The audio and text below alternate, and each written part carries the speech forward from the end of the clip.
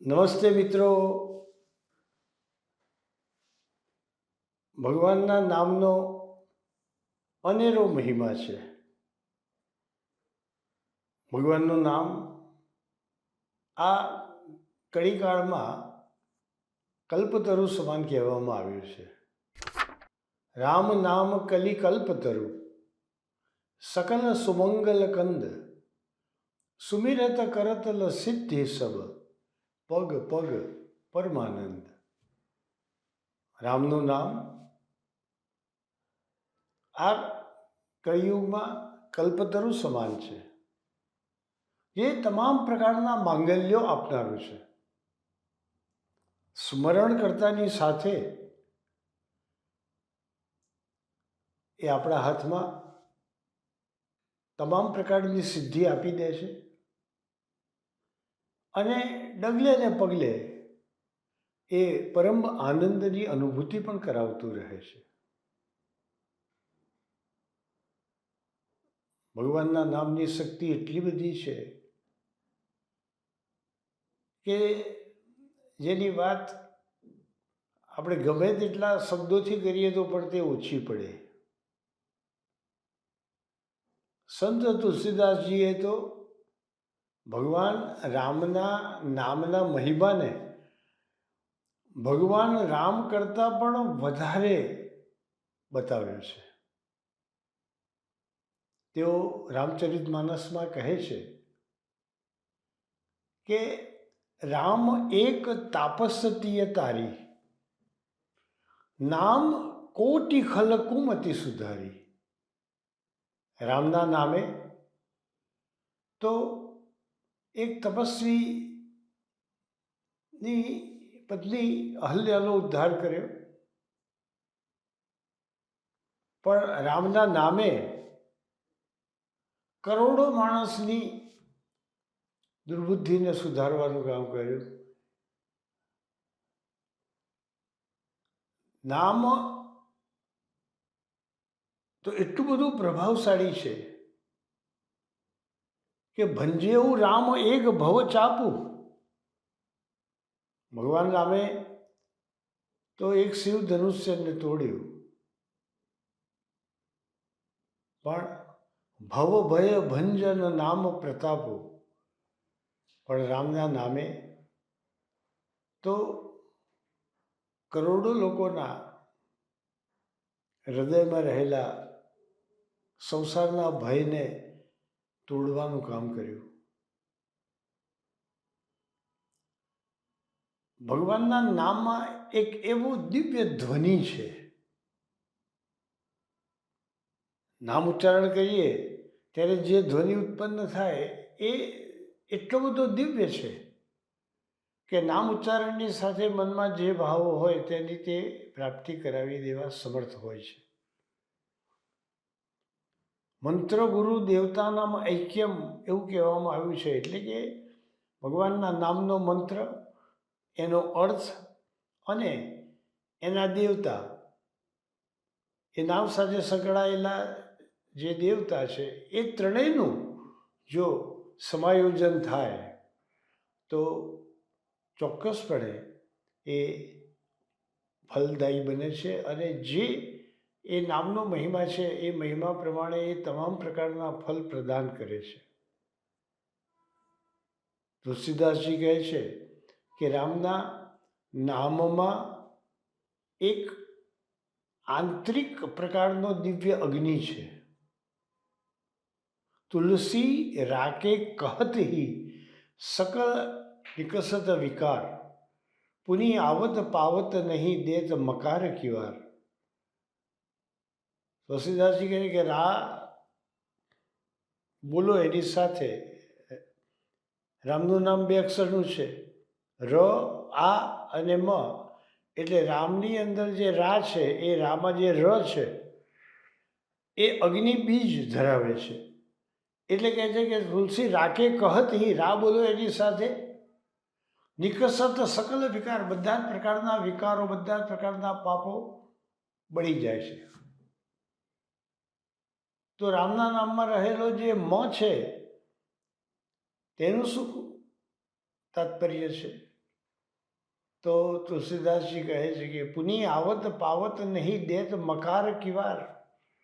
મ એક એવો અભેદ્ય કિલ્લો બની જાય છે, મ એક એવી અડીખમ દિવાલ બની જાય છે કે એક વખત એ પાપ બહાર નીકળી ગયું, તમામ પ્રકારના દોષ નીકળી ગયા, પુની આવત પાવત નહીં, ફરી તે એના શરીરમાં આવી શકતા જ નથી. જે ભગવાનના નામનું સતત ઉચ્ચારણ કરે છે એના જીવનમાં એક વખત પાપ નીકળી ગયા પછી ફરીથી ક્યારે પણ પાપ પ્રવેશતા નથી. એટલે રામનું નામ આટલું બધું કલ્યાણકારી છે એવું સંત તુલસીદાસજી કહે છે. અને એવું ભગવાનના દરેક નામનું તાત્પર્ય છે. ભગવાનના હજારો નામ છે અને દરેકે દરેક નામમાં સામર્થ્ય છે.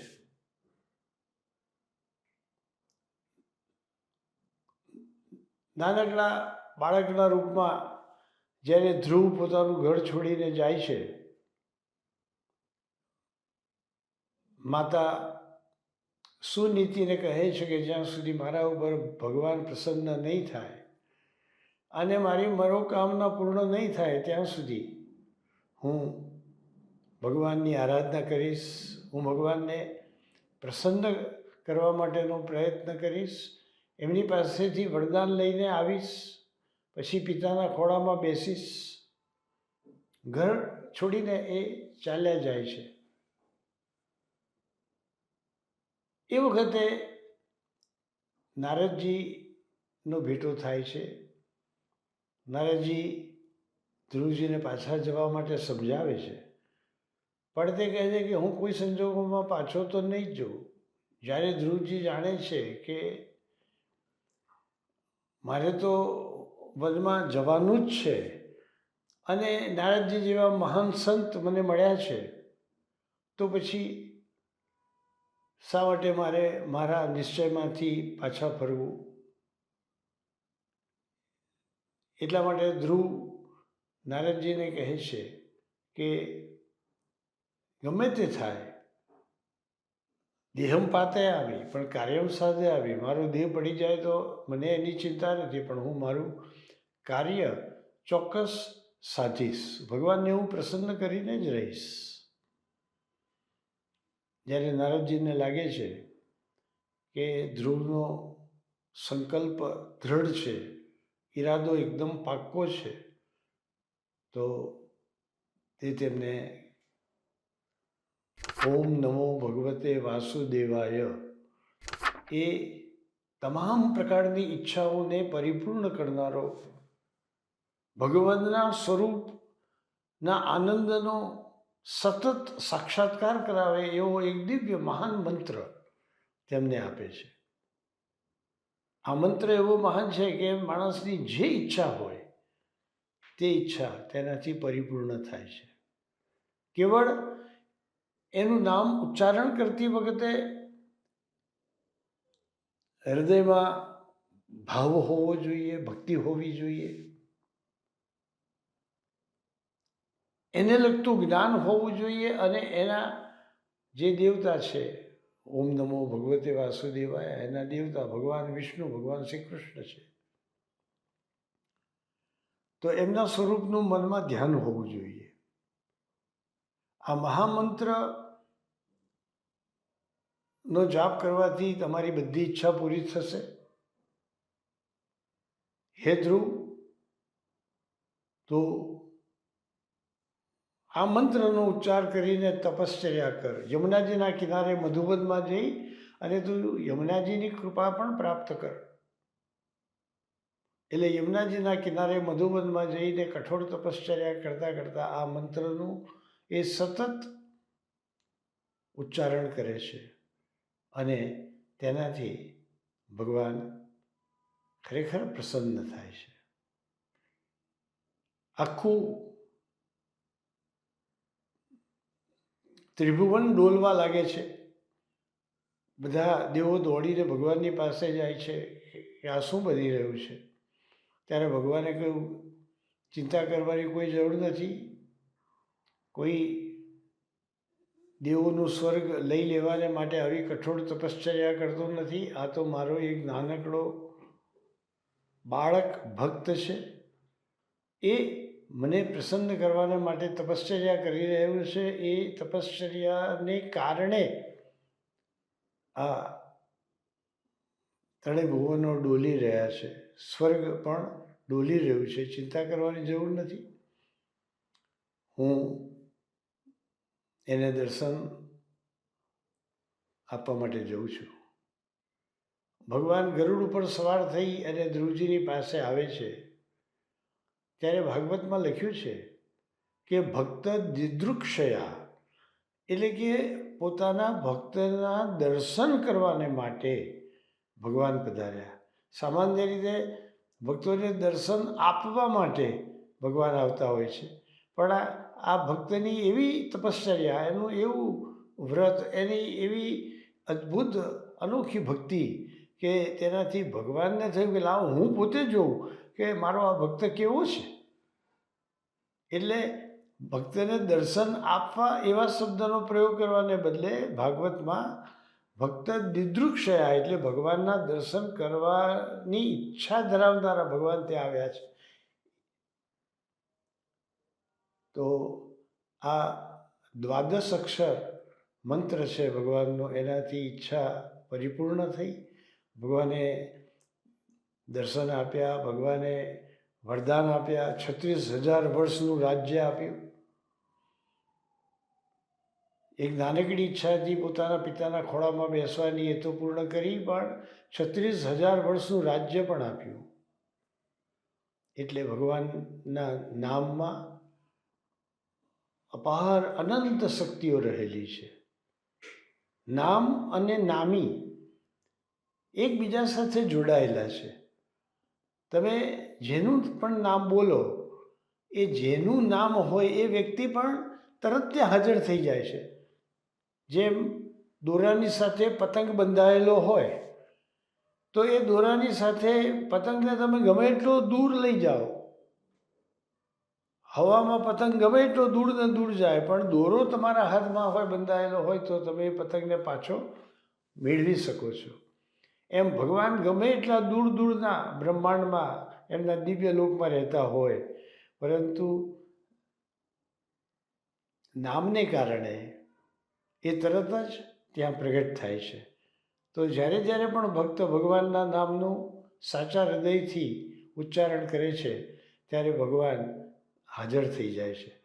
જ્યારે જ્યારે ભક્તોના ઉપર કોઈ સંકટ આવે છે અને એ સંકટના સમયે પોતાનું સંકટ દૂર કરવાને માટે જ્યારે ભગવાનનું સંસ્મરણ કરે છે ત્યારે પણ ભગવાન તત્ક્ષણ પ્રગટ થઈ જાય છે. ગજેન્દ્ર મોક્ષનો પ્રસંગ છે, તેમાં પણ આવે છે કે સુનેરી મૈને નિર્બલ કેવલ રામ, જબ લગ ગજબલ અપનો બળત્યો નેક સર્યો નહીં કામ, દુર્બલ ભઈ બલરામ પુકાર્યો આયે આધે નામ. આ જે ગજેન્દ્ર છે, હાથી છે, તેણે ભગવાનને યાદ કર્યા, ભગવાનનું નામસ્મરણ કર્યું, ઉચ્ચારણ કર્યું, હરિ બોલવા જતો હતો, ખાલી હ બોલ્યો અને અડધાનું નામ બોલાતાની સાથે ભગવાન પ્રગટ થયા અને પેલા ગ્રાહ એટલે કે મગરનું માથું સુદર્શન ચક્રથી કાપી અને આ ગજેન્દ્રનું ભગવાને રક્ષણ કર્યું. આમ જો સાચા હૃદયથી તમે ભગવાનનું નામ ઉચ્ચારણ કરો તો આખું પૂરું નામ બોલાય એટલી રાહ પણ ભગવાન જોતા નથી અને અડધું નામ બોલાય ને ભગવાન પ્રગટ થઈ અને તમારું રક્ષણ કરે છે. આટલો બધો પ્રભાવ ભગવાનના નામનો છે. નમસ્તે.